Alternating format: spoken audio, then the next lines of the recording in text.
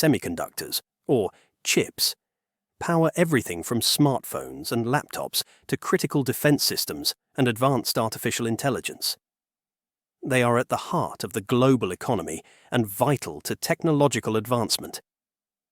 The US government recently implemented tight controls on chip exports to China in an effort to maintain its technological edge and curb China's rise as a tech powerhouse. However, this approach may carry substantial risks not only to US businesses but to the rest of the world. To understand the consequences of these export controls, let us first understand where the US is coming from. These all started back in 2019. The US government has steadily been tightening controls on chip exports to Asia's largest economy. Initially, restrictions targeted Huawei, China's telecom giant, on fears of national security threats. By cutting Huawei off from critical semiconductor components, the US aimed to weaken its capabilities in 5G, AI, and cloud technology. However, these measures soon extended to a range of Chinese companies across various sectors. In 2022, new regulations were introduced that limited China's access to critical chip-making equipment. These controls specifically blocked access to tools like those from ASML, which builds the high-tech machines essential for producing advanced semiconductors. The intent was to stymie China's ability to manufacture its own high-performance chips, crucial for AI applications and military technology. This action has since ignited a tech arms race, with China now pursuing a fast-track path to self-sufficiency in semiconductor manufacturing. In July of 2023, the US had also escalated its restrictions on exporting advanced AI chips to China, impacting companies like NVIDIA, AMD, and Intel, all of which produce high-performance chips used in deep learning and artificial intelligence. The US government now requires licenses for American firms to export chips with advanced processing capabilities, particularly those crucial for AI and machine learning tasks, which could give China a military or intelligence advantage. Now let's talk about why all of these might backfire to the US. The first reason is simple. China is a major consumer market for US technology firms, especially for companies that produce high-end semiconductors. Restricting access to this market could lead to revenue losses for American companies like NVIDIA, Qualcomm, and Intel, all of which count China as a significant part of their sales.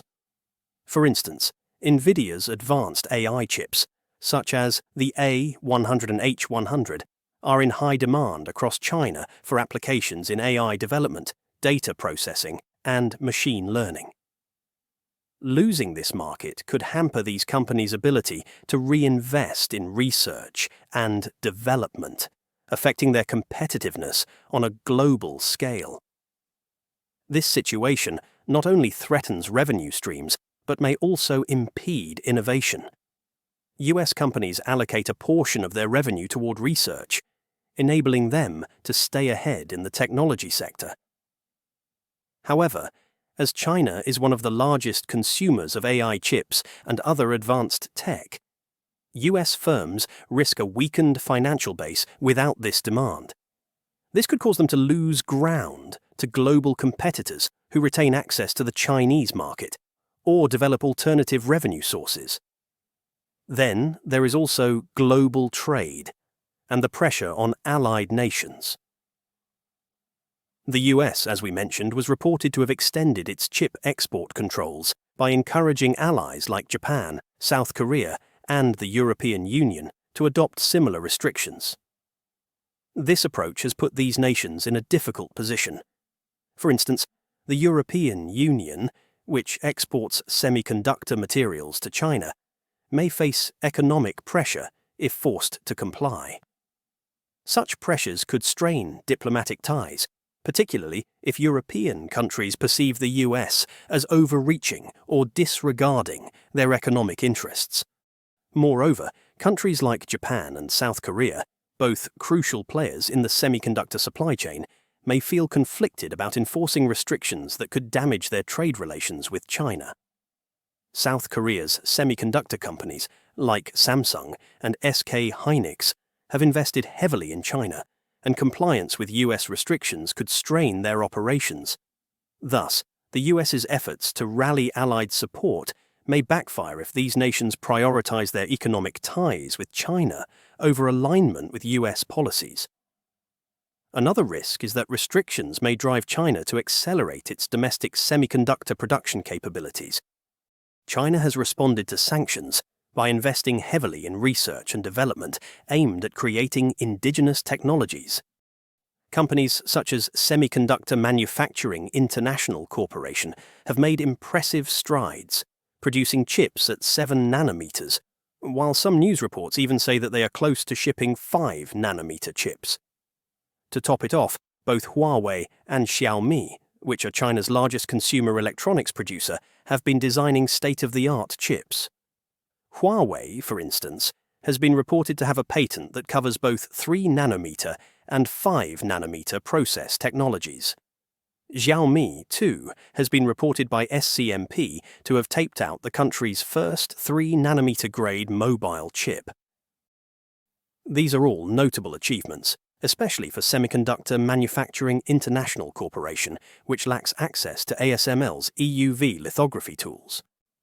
In case you're not aware of these, ASML, which is a company from the Netherlands, is the world's leading supplier of photolithography machines used in semiconductor manufacturing.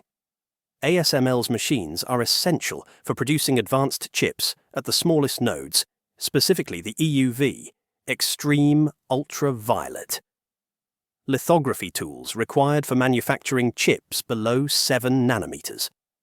EUV lithography enables extremely fine patterns on silicon wafers, which are necessary for creating the high-performance, low-power chips used in modern devices and critical applications. While ASML is the world's supplier, there are also reports that China's Shanghai Microelectronics Equipment, the country's leading lithography equipment producer, applied for a patent covering an EUV lithography machine, according to the South China Morning Post. The patent, filed by SMEE in March 2023, focuses on extreme ultraviolet radiation generators and lithography equipment. This includes a laser-produced plasma EUV source, which involves using a CO2 laser to target tiny tin droplets in a specialized chamber, creating a high-energy plasma. This plasma emits EUV light at 13.5 nanometers, which is collected and reflected using a mirror coated with molybdenum and silicon layers, key elements of an EUV lithography tool. Currently, SMEE's most advanced lithography tool, the SSX 600, supports chips with 90 nanometers, 110 nanometers, and 280 nanometers process technologies.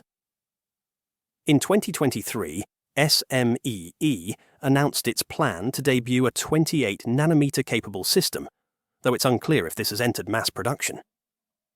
For more advanced nodes, such as 7 nanometers or below, EUV is crucial. In the meantime, SMIC relies on multi-patterned DUV, deep ultraviolet, for 7-nanometer class chips, which, while feasible, is time-consuming and impacts yield efficiency.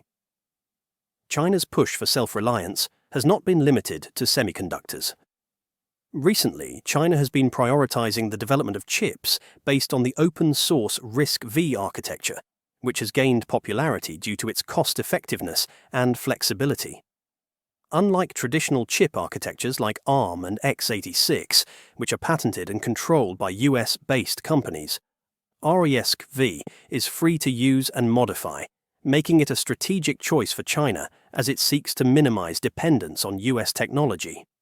Chinese companies, with government support, are increasingly incorporating RISC-V architecture into their design processes for AI chips, aiming to reduce their vulnerability to future US sanctions. As RISC-V gains traction in China, It could lead to a parallel ecosystem of AI chips that competes with American designs, allowing Chinese firms to innovate more freely and cater to a growing demand for non-US controlled technology. Chinese tech companies are also pursuing alternative technologies to offset the limitations imposed by US sanctions. One example is the shift toward silicon photonics, a promising technology aimed at improving data transmission speeds without relying on conventional semiconductor processes. If successful, silicon photonics could enable China to leapfrog traditional semiconductor manufacturing methods, providing a unique competitive advantage in emerging technologies. But anyway, do let us know what you think. Thanks for watching.